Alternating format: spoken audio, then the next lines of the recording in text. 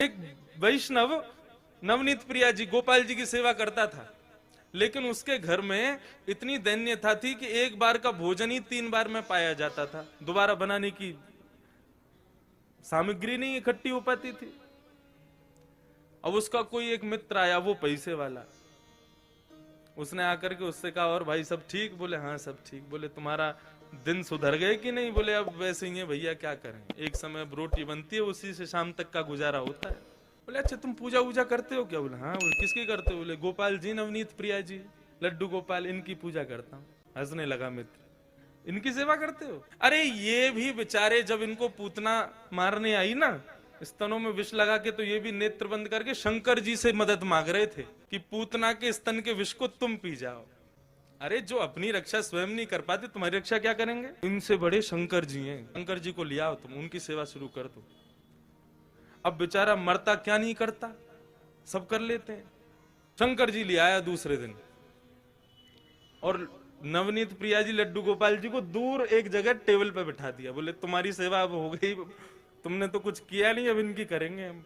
अब शंकर जी की पूजा उसने शुरू कर दी। खूब रुद्राष्टाध्यायी से अभिषेक आदि सब करने के बाद में अगरबत्ती जला करके और त्रिपुंड लगा लिया। पहले तो ऊर्ध्वपुंड लगा रहा था, अब त्रिपुंड लगा करके ओम नमः शिवाय जप करने लगा। अब जैसे ही आंख खोल के देखा तो जो उसने अगरबत्ती जलाई थी उसका धुआं उड़ करके गोपाल जी के पास जा रहा था। अब वो धुआं है, वो तो कहीं भी जा सकता है।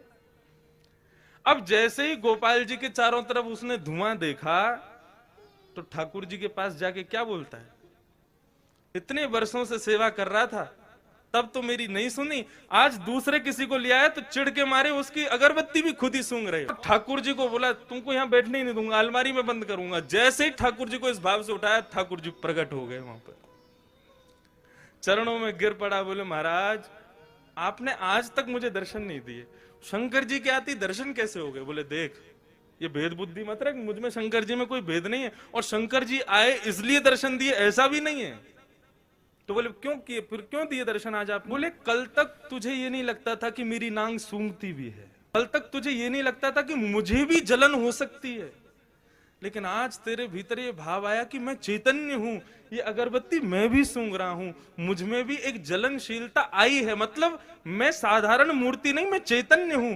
जब तेरे हृदय में ये भाव आया तो मैं पीछे क्यों हटूं, मैं भी प्रकट हो गया, मैं भी क्यों मूर्ति तक रहूं?